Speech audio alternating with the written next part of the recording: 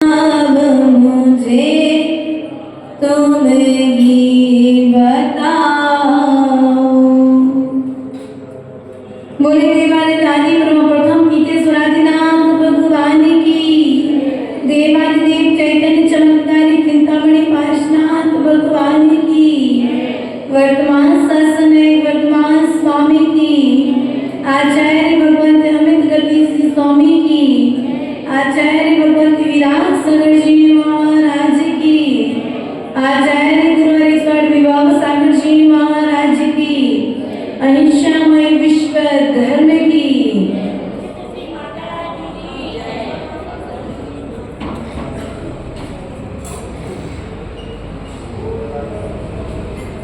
प्रिय आत्मन,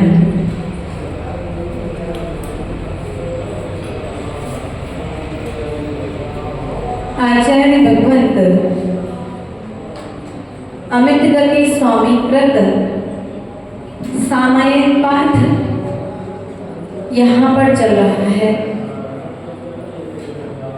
और पूर्व की कारिका के माध्यम से मन की विशुद्धि का ह्रास होना, मन की शुद्धि का क्षय होना अतिक्रम कहलाता है।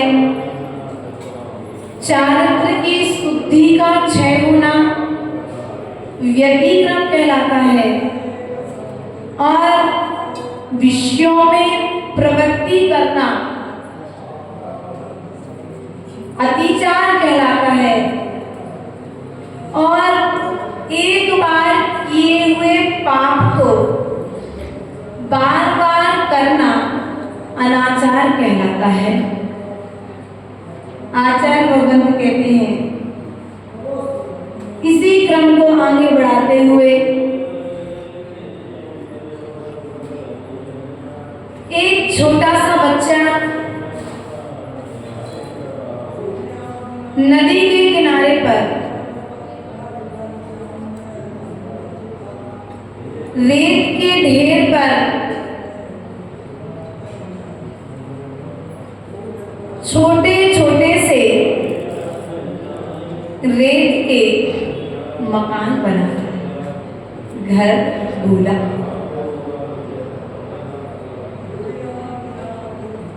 वह सुबह से लेकर के शाम तक उस नदी के किनारे रेत के साथ में घर भूले बनाता है और जैसे जैसे वह घर भूले बना रहा है उसे खुशी मिल रही है। उस रेत के घर को बनाने में उसे खुशी मिल रही है, वह प्रसन्न हो रहा है। लेकिन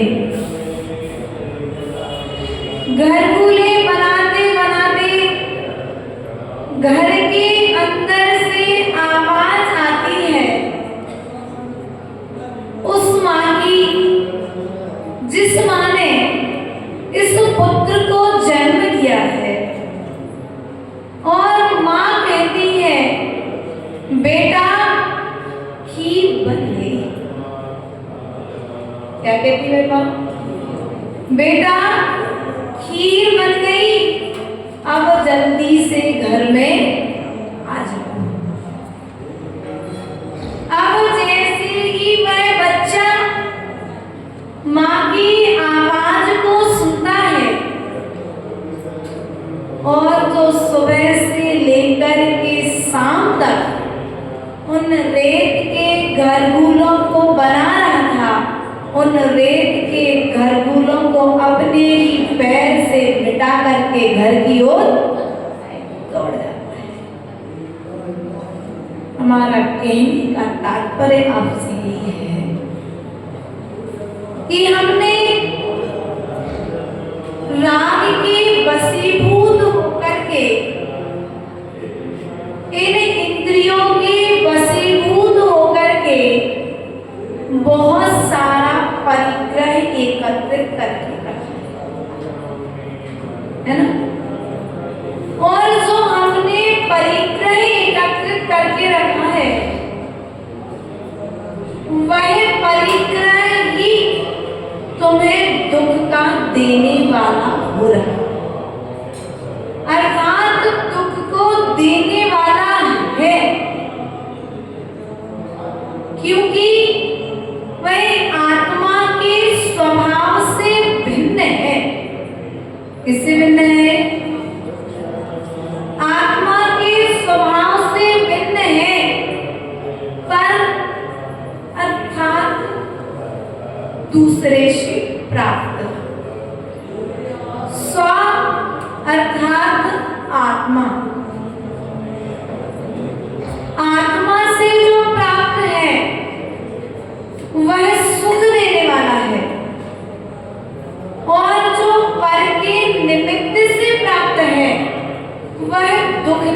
वाला है। ये पंखा आपको सुख दे रहा है ना? दे रहा है कि नहीं दे रहा? क्योंकि अभी गर्मी का दिन चल रहा है। ये गर्मी का दिन चल रहा है, इसलिए पंखा आपको सुख दे रहा है। लेकिन क्या वास्तविकता में पंखा सुख दे रहा है? क्या पंखे में सुख देने की ताकत है? ध्यान रखना। क्या पंखे में दुख देने की ताकत है? ना पंखे में सुख देने की ताकत है और ना ही पंखे में दुख देने की ताकत है। ये जो सुख और दुख है, ये तुम्हारे ज्ञान की ताकत है। दुख तुम्हें तुम्हारे अज्ञान से मिल रहा है और सुख तुम्हें तुम्हारे ज्ञान से मिल रहा है। अर्थात आचार्य गुरुदेव इस बात को कहते हैं, ज्ञान बराबर सुख और अज्ञान बराबर दुख। जितना जितना ज्ञान उतना उतना सुख, जितना जितना अज्ञान उतना उतना दुख। अब आप दुखी हैं तो लगा लीजिए, जितने दुखी हैं उतने अज्ञानी हैं। क्या कहा? परिग्रह दुख का कारण है और परिग्रह में किया गया राग महादुख का कारण है। माता जी, ये तो एक पक्षी बात हो जाएगी आपके हिसाब से, क्योंकि वैभव तो तीर्थंकरों के पास में भी था, वैभव तो चक्रवर्ती के पास में भी था, वैभव तो कामदेव के पास में भी था, वैभव तो बलभद्र के पास में भी था, वैभव तो नारायण प्रतिनारायण के पास में भी था। आचार्य भगवंत कहते हैं वैभव उनके पास में था, लेकिन वैभव होते हुए, संपत्ति होते हुए उन्हें उसके प्रति राग नहीं था। क्या नहीं था? और हमें क्या है? प्राण से ज्यादा प्रिय परिग्रह है। प्राण चले जाएं लेकिन संपत्ति नहीं जाती। विपत्तियां कितनी भी आ जाएं लेकिन संपत्ति को छोड़ना हम स्वीकार। ठांडला नाम सुना? उसगढ़ के पास दाहोद, झाबुआ, राणापुर आसपास स्थान है। चातुर्मास हुआ हमारा 2021 का। एक किसी व्यक्ति के घर में कुछ चोरों का प्रवेश हुआ और जब घर में चोरों का प्रवेश हुआ तो भैया उस व्यक्ति ने प्राण देना स्वीकार किया लेकिन संपत्ति छोड़ना स्वीकार नहीं किया। अर्थात प्राणों से ज्यादा संपत्ति से प्रेम है, पत्नी से ज्यादा संपत्ति से प्रेम है, पुत्र से ज्यादा संपत्ति से प्रेम है, पति से ज्यादा पति की संपत्ति से प्रेम है। यदि जीवन रहता तो संपत्ति आगे भी मिल जाती, लेकिन हम मूर्खता कहाँ कर बैठते हैं कि प्राण चले जाएं लेकिन संपत्ति। उस व्यक्ति ने दिन दहाड़े उस व्यक्ति को गोली मारी और उसके घर से संपत्ति लेकर के। ये घटनाएं हमारे बीच में भी हो सकती हैं। इसलिए आचार्य गुरुदेव कहते हैं परिग्रह से इतना प्रेम मत करो कि प्राण गवा दो। यदि तुम्हारे प्राण रहेंगे तो तुम पैसा भविष्य में कमा लोगे और तुम्हारे भाग्य में होगा तो जो गया है ना वो पुनः तुम्हें मिल जाएगा। राजा श्रीपाल कुष्ठ रोगी था, है ना, कुष्ठ रोगी था और कुष्ठ रोगी होने के कारण उसे उसके राज्य को छोड़ना पड़ा, संपत्ति छूट गई, लेकिन पुण्य करना नहीं छोड़ा उसने। और हम क्या करते हैं, धर्म करते हुए किसी का प्राण चला जाए, किसी भी तरह की संपत्ति का नुकसान हो जाए तो हमें क्या मिला धर्म से? हमने तो खूब धर्म किया था, हमें क्या मिला धर्म से? हम तो खूब पूजा करते थे, लेकिन फिर भी भगवान ने हमें क्या दिया? इसलिए अब हमें पूजा नहीं करना, भगवान के पास नहीं जाना।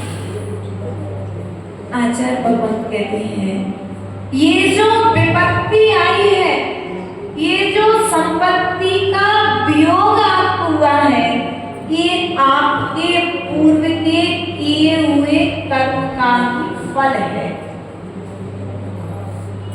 हमारी स्थिति क्या होती है, हम संपत्ति में इतना राग रख लेते हैं, इतना राग रख लेते हैं कि हमें अच्छा और बुरा दिखना।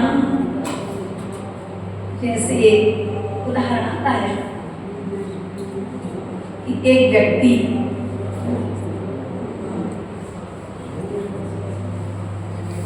अपनी पत्नी से कहता है कि दूध लेकर के आओ। उसकी पत्नी उसे दूध लेकर के आती है।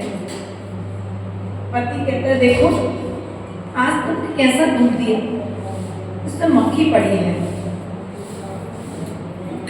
पत्नी आए, उसके पहले उसने दूध को फेंक दिया। दोबारा पत्नी दूध लेकर के आती है, क्या बात है आज दूध में मक्खी आ रही है। पत्नी आकर के देखती है और कहती है मक्खी दूध में नहीं है, मक्खी तुम्हारे चश्मे पर है ना। और हमारी स्थिति भी यही है कि हम अपनी गलती को नहीं देख पाते, हम दूसरों की गलती को, स्वयं के किए हुए कर्म की ओर तो हमारी दृष्टि नहीं जाती है, लेकिन दूसरे ने मुझे दुख दिया है ऐसा विचार करने में हमें समय, पर को दोष देने में हमें समय नहीं। आचार्य भगवान यहाँ पर कहते हैं अनाचार से यदि बचना चाहते हो, क्या अनाचार आचारों से, अच्छे बुरे विचारों से यदि आप बचना चाहते हो तो जिनवाणी का सहारा एकमात्र, यदि गुरु नहीं है नगर में तो जिनवाणी का सहारा ले लो। जिनवाणी आपके काम में आने वाली। और हमारे लिए फुर्सत नहीं है, किसके लिए? बच्चे के लिए फुर्सत है, पति के कार्य करने के लिए फुर्सत है, घर के कार्य करने के लिए फुर्सत है, लेकिन जिनवाणी पढ़ने के लिए समय है। जिनवाणी पढ़ने के लिए समय है। जब तुम जिनवाणी पढ़ोगी नहीं तो फिर समस्या का समाधान होगा कैसे? आचार्य भगवंत कहते हैं डॉक्टर के पास तुम्हारे तन के इलाज की दवा है। डॉक्टर के पास तुम्हारे तन में जो रोग है उस रोग को ठीक करने की दवा है, लेकिन मां जनवाणी के पास में और गुरुओं के पास में तुम्हारे अनादिकालीन मन के रोग को ठीक करने की दवा है। लेकिन वह दवा कब मिलेगी? जब तुम उसे पढ़ोगे, और पढ़ नहीं सकते तो सुनने का पुरुषार्थ करो। ग्रंथ पढ़ना नहीं, पढ़ने के साथ साथ आचार्य भगवंत कहते हैं उसका आचरण करोगे तो कर्मों के निर्जरा होगे। कल निर्जरा आदि का अर्थात 12 अनुप्रेक्षाओं के अंतर्गत आचार्य भगवंत मूलाचार्य ग्रंथ में निर्जरा के विषय में बता रहे हैं। जीव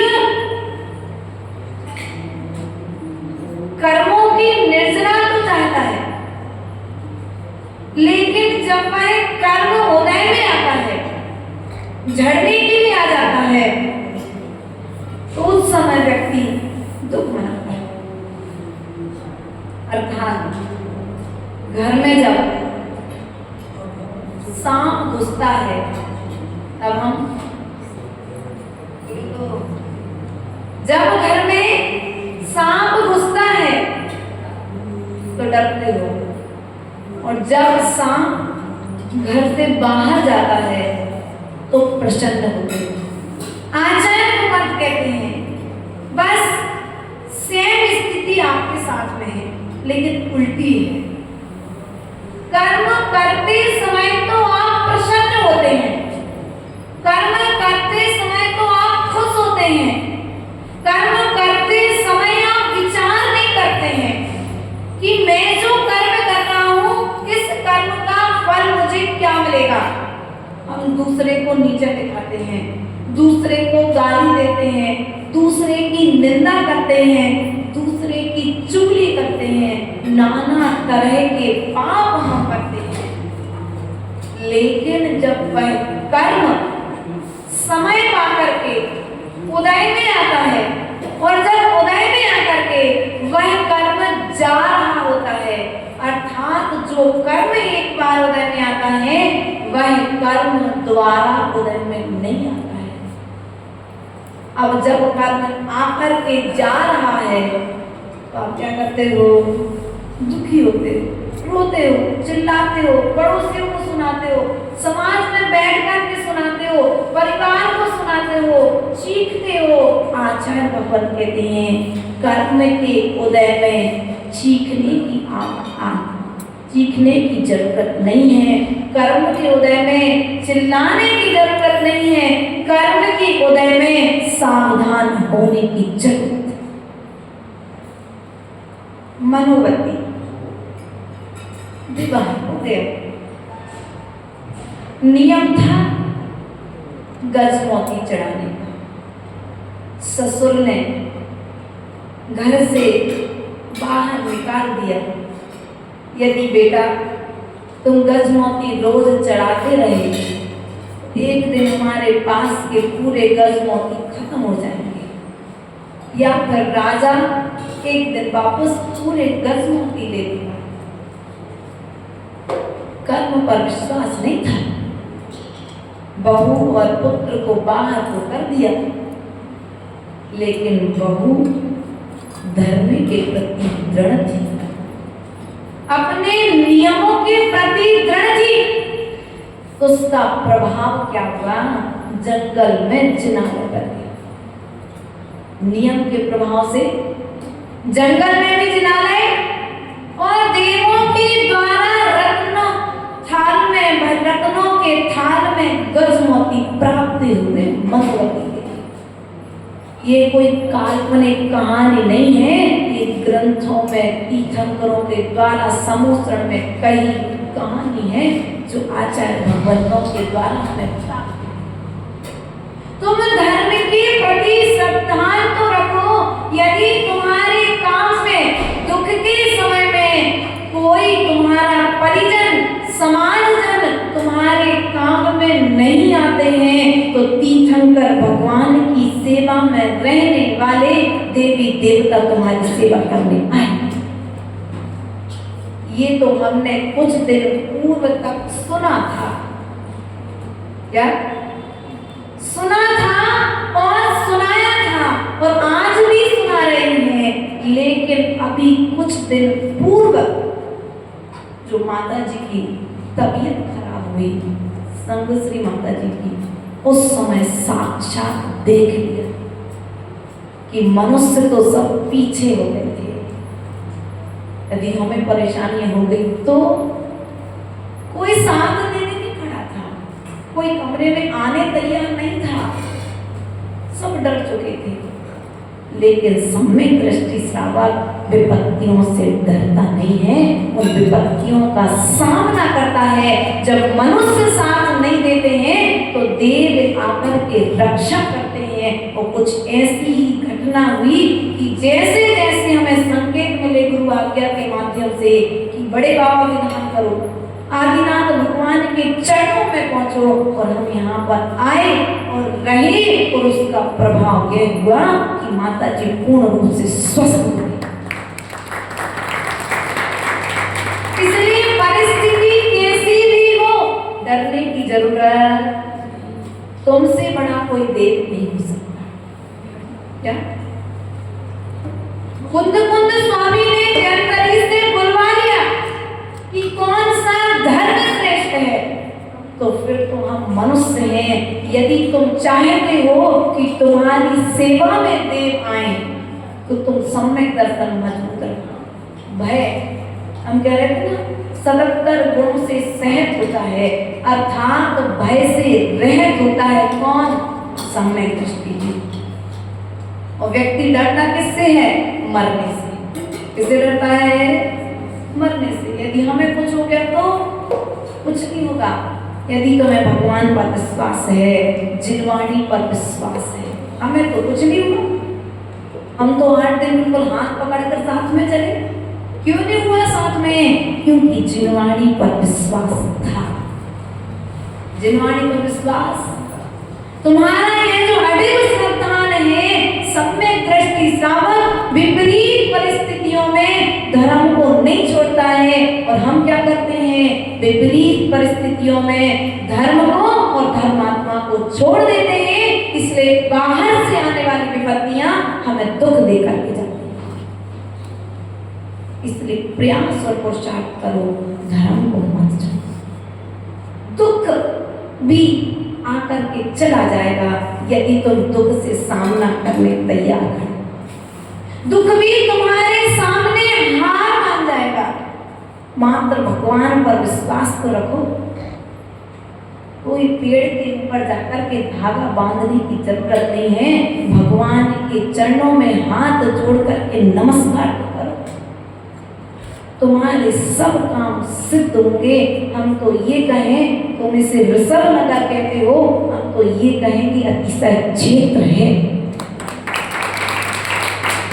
कभी सुना था जिनवाणी में कि गजकुमार मुनिराज के ऊपर उत्सर्ग हुआ तो उनकी यंत्रों में आकर के रक्षा करेगी। कभी सुना था मार्तंड स्वामी के लिए जब तालों में डाल दिया गया तो ताले भक्ति के प्रभाव से टूट गए थे। कभी सुना था कुमुद चंद्र स्वामी के जीवन में अतिशय हुए थे। कभी सुना था विसापाहार स्त्रोत के प्रभाव से धनंजय कवि के पुत्र का विष हुआ था। लेकिन आज वास्तविकता में इसे साक्षात देख लिया कि भक्ति के प्रभाव से जो व्यंतर कृत उत्सर्ग था उससे हमारी माता जी ठीक हो गई। इसलिए डरो मत। क्या करो? डरो मत, हिम्मत रखो। तुमसे ज्यादा हिम्मत किसी दूसरे में नहीं है। किसी दूसरे में है क्या? हम अपने आप को असक्षम मान लेते हैं। हम स्वयं नेगेटिव सोचने लग जाते हैं। मरने से मत डरो, क्योंकि यदि तुम्हारा आयु का पूर्ण हो गया है तो कोई तुम्हें बचा नहीं सकता। ध्यान रखना इस बात पर। सुनते पढ़ते बहुत हैं, बहु मंत्र तंत्र बहु होई, मरते न बचावे कोई। ये पढ़ी तो है लाइनें, लेकिन उस श्रद्धा नहीं। मात्र हमने जिनवाणी से पढ़ी है, लेकिन श्रद्धा विश्वास, और जब विश्वास नहीं है, श्रद्धा नहीं है, तो सम्य दृष्टि भी नहीं हो। अभी गुण स्थान तुम्हारा कौन सा है? फिर चौथा गुना था, पहला गुण स्थान। आचार्य भगवान कहते हैं इतनी श्रद्धा रख लो, इतनी श्रद्धा रख लो कि तुम्हारे सामने आने वाली विपत्ति भी पहले विचार करे मैं किसके ऊपर उपसर्ग करने जा रहा हूं। कभी रत्नकर्ण श्रावकाचार्य जब गुरुदेव पढ़ा रहे थे, तब सुना था देवकृत, त्रियंचकृत, मनुष्यकृत उपसर्ग साधुओं के ऊपर होते हैं, लेकिन आज ये सब चीजें, इससे क्या हुआ? श्रद्धान बढ़ा, जिनवाणी के प्रति श्रद्धान बढ़ा, गुरुओं के प्रति श्रद्धान बढ़ा। लेकिन हमारे जीवन में चमत्कार नहीं होते माता जी, हम तो रोज नमस्कार करते हैं। हमारे जीवन में चमत्कार बोलो तो, तुम्हारे तो घुटना का दर्द भी ठीक नहीं हो रहा, रोज भगवान को नमस्कार कर रहे। कमर का दर्द ठीक नहीं हो रहा, क्यों नहीं हो रहा ठीक? क्योंकि तुम श्रद्धा से नमस्कार नहीं कर रहे, भक्ति से नमस्कार नहीं कर रहे। बहुला भक्ति चल रही है, भीतर में माया चाली चल रही, किन्हीं के लिए लोग, सबकी नहीं, कोई नहीं तो भैया कमरे रहना भी 2-4 दिन है, इसलिए विचार करना है। बहुला भक्ति करने का त्याग कर दो, तुम्हारे जीवन में चमत्कार पैदा हो जाए। आचार्य विमल सागर जी महाराज के बचपन का उदाहरण देते हैं। जब वे बहुत छोटे थे और उनके दरवाजे पर यदि कोई आता था तो वे चूल्हे की राख अपने हाथ से उठा कर के यदि किसी को दे देते थे भैया, तो वो रोगी ठीक हो जाता था, ऐसा सुना था। लेकिन जिस दिन से विमल बाबा की प्रतिमा कमरे में रखी है, उस दिन से संघ को कोई तकलीफ नहीं। ये साक्षात जाने के बाद में भी श्रद्धा में चमत्कार पैदा। तुम भावों से नमस्कार करके तो देखो। ऐसा सुना है जिनवाणी में कि मैना सुंदरी ने 700 लोगों के कुष्ठ रोग ठीक करे। क्या करे? 700 श्रावकों के क्या करे? कुष्ठ रोग ठीक कर दिया। किससे? यंत्र के जल से। किसके जल से? यंत्र के जल से। जिनेंद्र के अभिषेक का नहीं आया वहां पर, तो आया क्या जिनेंद्र के अभिषेक का? स्पष्ट आया है यंत्र नवन का पानी, यंत्र का जल। जब मैना सुंदरी ने 700 कोड़ियों के ऊपर में छिड़का तो क्या हुआ? 700 के 700 निरोगी। और हम रोज गंगों तक लगा रहे, लेकिन फिर भी निरोगी क्योंकि हम उसे गंदों तक समझ करके नहीं लगा रहे, हम उसे कई बार सामान्य जल समझ करके, भगवान के शरीर से उतरा हुआ पानी समझ करके लगा लेते हैं। उतनी श्रद्धा के साथ तुम उस गंदों तत्वों को लगाओ। हमको अभी कुछ दिन पूर्व दुकान में कुछ परेशानी हो गई थी। करो भैया यहाँ से बिहार करे तो अपने आप पता नहीं कुछ अपने आप से परेशानी हो गई। लगभग 1.5 महीने परेशान रहे। सिद्ध चक्र विधान चल रहा हुआ भैंसदेही में, और जब भैंसदेही में सिद्ध चक्र विधान हुआ तो हमारी माता जी बोले, सभाश्री बोली, माता जी जब यंत्र के जल से 700 का कुष्ठ रोग ठीक हो सकता है तो आप तो ये गंदोदक यदि हम लगाएंगे तो आप लगाओगे क्या? नहीं लगा तो कोई दिक्कत नहीं। उस गंदोदक का प्रभाव हुआ कि कान में जो परेशानी हो रही वो अपने आप, किसका प्रभाव हुआ? किससे हुआ? विश्वास से, श्रद्धा से काम होता होता है, आप भारत के किसी भी डॉक्टर के पास चले जाना, यदि उस डॉक्टर की औषधि पर आपको विश्वास है तो आपका रोग ठीक होगा, और यदि आपको डॉक्टर पर विश्वास नहीं है तो कोई डॉक्टर में ऐसी ताकत नहीं जो तुम्हें स्वस्थ करे। इसलिए आचार्य भगवान कहते हैं जिन वयन मूसह मिड़ा, जिनेंद्र भगवान की वचन ही औषधि है। क्या है? जिनेंद्र भगवान के वचन क्या है? जिनेंद्र भगवान के वचन औषधि है। आज भी सम्मेद शिखर की रज में चमत्कार है, भले ही तीर्थंकर भगवान से ढाले चले गए, कोड़ा कोड़ी के साथ में लाखों करोड़ों की संख्या में वहां से मोक्ष गए हैं जी। ऐसा कोई भी स्थान नहीं है जहां से जीव मोक्ष नहीं गए हैं, लेकिन श्रद्धा से नमस्कार करोगे तो सम्मेद शिखर की रज भी तुम्हारे रोग को दूर कर देगी। और यदि हम श्रद्धा से नमस्कार नहीं करेंगे तो बड़े से बड़े डॉक्टर को दिखा लो, किसी में ताकत नहीं है जो तुम्हारे रोग को ठीक कर दे। भक्ति की जल में इतनी शक्ति होती है कि जितनी शक्ति संसार में किसी दूसरे के पास नहीं। इसलिए यदि संसार में हो और श्रावक हो तो तुम्हारे युग करने योग्य यदि कोई कार्य है तो वह है भक्ति। क्या है? क्या है? और हम क्या करते हैं?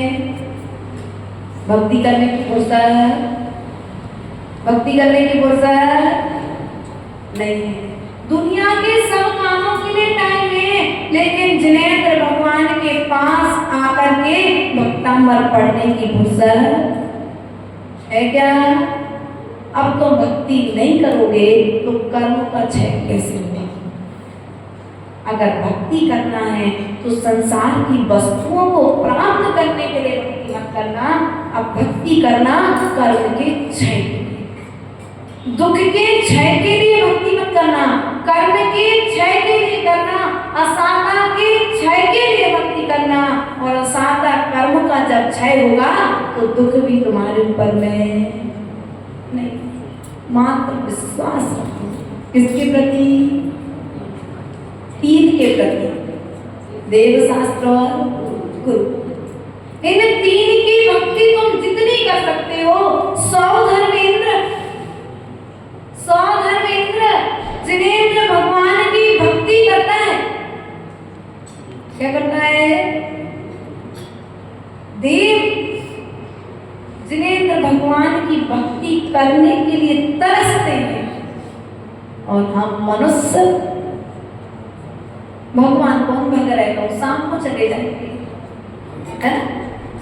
भगवान थोड़ी ना कहीं दूर जाने वाले ऋषभ नगर को छोड़ करके, और चले भी जाएंगे तो भैया हमें नहीं हमें फुर्सत, जब हमें फुर्सत रहे जब हम नहीं। ऐसा मत करो, ऐसा करोगे तो नुकसान तुम्हारा स्वयं का हो रहा है। भगवान के लिए समय निकालो। बैठी अकेला जो घड़ी प्रभु बैठ के गुण गाया कर, है ना? तो भजन 2 घड़ी बैठो, 1 घड़ी बैठो, भगवान को एक टक निहारने का प्रयास तो करो। चिंतन कर रहे थे 76 साल के जीवन काल में आचार्य भगवत विद्यासागर जी को चश्मा नहीं लगा। 76 साल के जीवन काल में उनकी आंखों पर चश्मा नहीं लगा, वह चश्मा भी उन्हें परिग्रह लगता था। उन्हें पता है चश्मा क्यों नहीं लगा? कि उन्होंने इन आंखों से हमेशा प्रभु को निहारा है, और प्रभु के निहारने वाले की आंखों पे कभी चश्मा। हमें पुस्तक आचार्य गुरुदेव कहते हैं जितने प्रेम से पोते को देखते हो, जितने प्रेम से पुत्र और पुत्री को देखते हो, उतने प्रेम से एक बार प्रभु को देख लो, तुम्हारी आंखें धन्य हो जाएंगी। इन आंखों में कभी कोई रोग नहीं होगा। जितने प्यार से अपने पुत्र पर हाथ फेरते हो, उतने प्यार से एक बार जिनवाणी के पन्नों को पलट लो, तुम्हारे हाथ धन हो जाए। प्रिय बंधु, भक्ति करो। किसकी भक्ति? जिनेंद्र भगवान। कर नहीं सकते तो आज तो सुविधा इतनी है, शास्त्र नहीं छू सकते तो कम से कम मोबाइल और टीवी में 24 घंटे धर्म ध्यान के लिए साधन उपलब्ध है। इन कानों से सुन लो। क्या इन कानों से जितने प्रेम से विवाह के गीत सुनते हो, दादरे सोयरे क्या क्या होते हैं, आप लोग जानते हो सब चीजें, उनको सुनते हो। आचार्य भगवान कहते हैं उतनी ही प्रसन्नता के साथ में प्रभु के गीत को सुन लो तो तुम्हारे कान पाना सार्थक, वरना ये कान भी सूपा है, ये मुख भी नर्दा है। नर्दा है ना घर में सबके, मनोज भैया, पंकज भैया, नर्दा है घर पे? है? नाली, बाथरूम में नाला बना होगा बाहर जाने के लिए पानी, पता है वो नर्दा का क्या रहता है? जब कचरा डालो तो क्या होता है, एक मुख से जाकर दूसरे मुख से बाहर। यदि इस मुख से तुम जिनेंद्र देव की भक्ति करते हो तो यह मुख तुम्हारे लिए मोक्ष का साधन है, वरना यह मुख एक तरफ से खाओ और दूसरे तरफ से निकलने के लिए मात्र नर्दा। भगवती आराधना ग्रंथ का स्वाध्याय चल रहा है, ऐसा हमें सुनने में मिला है। भगवती आराधना ग्रंथ पढ़ना, लेकिन पढ़ने के बाद उसका आचरण करना तो पढ़ना सार्थक हो जाएगा, वरना सुना और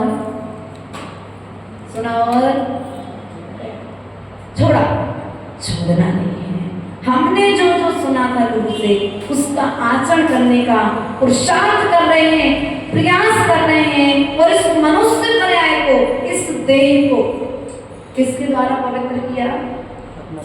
आप रोज जल से नहाते हो, उसके बाद में भी तुम्हारी देह की पूजा नहीं होती क्या?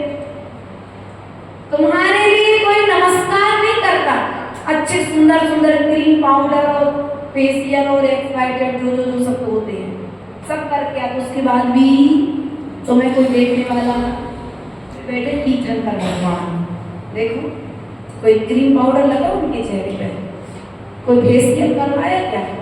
नहीं करवाया ना। क्यों नहीं करवाया? चाहते तो 3 लोग की गति पर विराजमान है, लेकिन उन्होंने त्याग कर दिया। उन्होंने कहा हमें रूप को नहीं निहारना है, जो स्वरूप को निहारता है उसके रूप को निहारने के लिए देवा। तुम एक बार अपने स्वरूप को निहारो, दर्पण में देख करके चेहरा निहार रहे हो, लेकिन शांतिनाथ भगवान ने दर्पण में देखा लेकिन रूप नहीं देखा। दर्पण में देखा तो अपने स्वरूप को देखा, और जब स्वरूप को देखा तो देखा कि ये काया भी अब क्षय होने वाली है। एक बाल देख करके चक्रवर्ती को बैरा कर गया। क्या हो गया? एक बाल एक सफेद बाल देख करके चक्रवर्ती को वैराग आ गया। और हम पूरे बाल भी सफेद हो जाएं तब भी हमें वैराग, संसार के भोगों से विरक्ति, व्रतों की ओर आसक्ति, विषयों की ओर तो आसक्ति है लेकिन व्रतों की ओर आसक्ति। आचार्य भगवंत कहते हैं एक बार व्रतों की ओर अभिमुख करके देखो। बस सबरी जब राम वन में विहार करते हैं तो कई वर्षों से प्रतीक्षा कर रही उस सबरी के द्वारे पर पहुंच जाते हैं। वही चंदना जो कारागार है, बंद है, उस चंदना के द्वारे भगवान महावीर स्वामी पहुंच जाते हैं। और हम कहते हैं हम चौका तो लगाते हैं, लेकिन महाराज जी महाराज आते नहीं हैं। कारण भक्ति।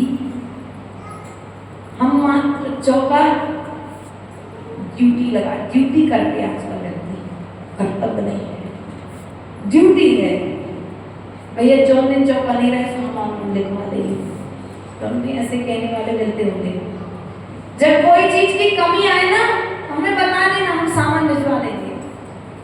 आचार्य भगवंत कहते हैं यदि तुम्हारे दरवाजे पर कोई कहने आ जाए भाभी चौका लगा लो, तो आप क्या कहते हो? भैया अभी तो बाहर जाना है, भैया अभी तो भाभी आई है, भैया अभी तो माँ बीमार है, भैया अभी तो शादी है घर में, अभी तबीयत ठीक नहीं है, कुछ दिन बाद नाना तरह के बहाने, नाना तरह की समस्याएं। आचार्य भगवंत कहते हैं कि वह धन्य है अक्रम पुण्य, अक्रम पुण्य जो धन्य कुमार बना, जिसने अक्रम पुण्य की पूर्व की पर्याय के पहले निर्माल्य का भोग किया था, उसके प्रभाव से वह अक्रम पुण्य बना। सेठ के घर में जन्म हुआ, लेकिन सेठ के घर में आने के पश्चात में भी उसने जो निर्माल्य का भोग किया था, उस निर्माल्य के भोग के का कर्म का क्षय मुनिराज के अंजलि में एक अंजलि आहार देने के प्रभाव से उसने उस कर्म को क्षय कर दिया। अक्षीण मानस रिद्धि के धारी मुनिराज उसके दरवाजे पर पहुंच गए। विचार करना कि वह गरीब होते हुए भी हम क्यों खिलाएंगे? चंदन वाला ने क्या खिलाया था? हाँ, चौके को हमने चकाचौक बना करके रखा है। चौके की शुद्धि, जब तक चौके में 10 आइटम नहीं होंगे जब तक चौका होता ही नहीं। बल्कि पहले के समय में चौका क्या होता था? साधु को स्वस्थ यदि रखना है, आचार्य भगवंत खुद कुंद स्वामी रेण साक्षी ग्रंथ राज में प्रारंभ की कुछ कारिकाएं हैं जिसमें सम्यक दर्शन का वर्णन आया है। उसमें आचार्य भगवंत कहते हैं कि यदि तुम साधु को आहार देना चाहते हो तो जैसे गर्भस्थ माँ अपने शिशु का ध्यान रखते हुए भोजन ग्रहण करती है, उसी प्रकार से हे माताओं तुम भी साधु को आहार उसी प्रकार से कि जो मैं आहार दान में दे रहा हूँ उस आहार दान को देने से इनकी साधना में कोई विघ्न तो नहीं होगा। खूब मिर्ची खिला दी, खूब तले तले आइटम खिला दिए, तले गले आइटम खिलाओ गर्मी के दिनों में साधु को, साधना में मन नहीं लगेगा, गला सूखेगा। खिला दो, तुम तो एक कटोरी रबड़ी खाते हो, खिला दो साधु को 4 कटोरी रबड़ी, बेचारा दिन भर जंगल ही जाता रहेगा। उस रबड़ी को पचाने में उनकी ताकत पूरी सामयिक करने में मन। खूब मिर्ची खिला दो, अरे मिर्ची के बिना भी कोई भोजन बनता है क्या? खिला दो मिर्ची। तुम तो 4 बार पानी पीते हो, मिर्ची खाते हो, साधु 1 बार पानी पीता है। अब उस मिर्ची को खाएगा, चली जाएगी पेट में, जाने के पश्चात अल्सर जैसी बीमारियां पैदा हो जाएंगी, बवासीर जैसी बीमारियां पैदा हो जाएंगी। इसलिए माताओं विवेक को जागरूक करो। उस अक्रम पुण्य ने खीर खिलाई, मिर्ची नहीं खिलाई। तीर्थंकरों ने मिष्ठान ग्रहण किया है, शुद्ध भोजन ग्रहण किया है, लेकिन हम क्या करते हैं? भक्ति में विवेक, भक्ति में विवेक भूल जाते हैं। पहली बात तो भक्ति करने की फुर्सत नहीं है, चौका लगाने की फुर्सत। आचार्य भगवंत कहते हैं जो चौका लगाने से मना करते हैं वे अपने दुर्भाग्य को स्वयं आमंत्रण देते हैं। क्या करते हैं? तुम्हारे दरवाजे पर कोई रत्नों का थाल भर करके लाया था और तुमने क्या कहा? रत्नों का थाल आता तो ले लेते, लेकिन चौपाटी कहने आए थे ना, इसलिए हमने मना। आचार्य भगवत कहते हैं तुमने रत्नों के थाल को ठुकरा दिया, अर्थात अपने सौभाग्य को अपने पैर से दूर। इसलिए प्रिय बंधुओं, आचार्य भगवत कहते हैं परिग्रह है तो जोड़ रहे हो, लेकिन आज जाकर के घर में देखना, श्रीमती रितेश जी, आज घर में जाकर के देखना, जितनी जितनी सामग्री तुम्हारे घर में रखी हुई है, क्या वह सामग्री तुम्हारे लिए मोक्ष का साधन है कि संसार का साधन है? जिनवाणी रखने के लिए जगह नहीं है घर में, लेकिन कपड़े रखने के लिए चार चार कितनी अलमारी। माता जी जिनवाणी की अभिनय होती है तो जिनवाणी हमें ज्यादा, एक दो जिनवाणी से काम। और आचार्य भगवान कहते साड़ियां कितनी रखोगे घर में, फट जाएगी, ज्यादा साड़ी भी क्यों रखना। जब तुम्हें माँ जिनवाणी को तुम्हारे घर में स्थान नहीं है तो आचार्य भगवान कहते हैं आज तो कोई पुण्य करने को जैसे तुम्हें घर मिल गया है, कल के दिन वो भी मिलने वाला। पहले के समय में तो आज महाराष्ट्र में चले जाओ, कर्नाटक में चले जाओ, राजस्थान में चले जाओ, मात्र बुंदेलखंड की व्यवस्था है कि घरों में चैत्यालय नहीं है।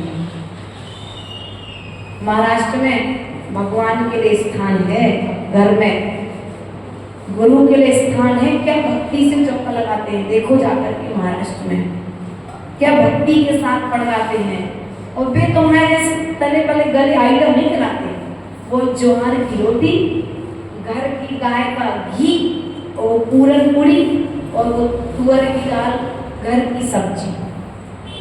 हमारे पास जो है हम वो खिलाएंगे, दूसरे के घर से मांग के ला करके। अब तुम लोग दूसरे के घर से चौका लगाने, कई घर से घी मंगाओगे, एक के घर से शक्कर मंगाओगे, एक के घर से गेहूं मंगाओगे, एक के घर से नाना तरह के मसाले मंगाओगे, तब कहीं पर चौका। अब जो मंगनारे का चौका लगाओगे वो मंगनारे बच्चों का साधु की शुद्धि बढ़ाएगा क्या? साधना करने में मन लगने देगा क्या? नहीं लगने देगा। इसलिए शुद्ध भोजन करो और शुद्ध भोजन कराओ। परिग्रह रखा है, घर में रखा है। चक्रवर्ती रोता था, कौन भैया? चक्रवर्ती रोता था कब? जब उसके घर में, उसके महल में मुनिराज का आहार नहीं होता था। सब में दृष्टि क्या था? चक्रवर्ती भरत चक्रवर्ती आदि पुराण के दूसरे भाग में आया, चैप्टर अभी आया, अभी पढ़ा गया। भरत चक्रवर्ती रोता था, ये संपत्ति किस काम की, आज ये भोजन किस काम का, यदि मैंने मुनिराज को दान नहीं किया तो आज मेरा जीवन पाना निरर्थक हो गया। राम क्या करते हैं? हाँ, भक्ति करा लो, डांस करा लो, जितने करना है, कार्यक्रम करा लो, लेकिन चौका लगाने बस नहीं कहना। आचार्य भगवत कहते हैं परिग्रह तो करना ही है, रखना ही है। श्रावक हो, तुम्हारी जरूरत है, लेकिन उस जरूरत को भी कर्म निर्जरा का साधन बनाओ। चक्रवर्ती के पास संपत्ति थी, उस संपत्ति को चक्रवर्ती ने कर्म निर्जरा का साधन बनाया। चक्रवर्ती के जैसी संपत्ति चाहते हो तो चक्रवर्ती के जैसा दान देना सीख लो। चक्रवर्ती की जैसी संपत्ति तुम्हारे घर में आ जाएगी, बिना पुरुषार्थ करे आ जाएगी, क्योंकि पुण्य बढ़ेगा तो संपत्ति अपने आप बढ़ जाएगी। इन्हीं भावनाओं के साथ में बोले परम पूज्य आचार्य गुरुवर विभव सागर जी महाराज जी की। जिनवाणी की ज्ञान दे सूझे लो कालो, सोवाणी मस्तक नमो सदा नित हो दो। हे जिनवाणी भारती तो निज तू दिन रे, जो देरो शरणा गए सो पावे सुध जय। देव जो अरिहंत को गुरु सेवा निर्ग्रहण, दया धर्म कालो सनायनि मोक्षिणापन। धर्म कर्म संसार सु धर्म करत निर्वाण,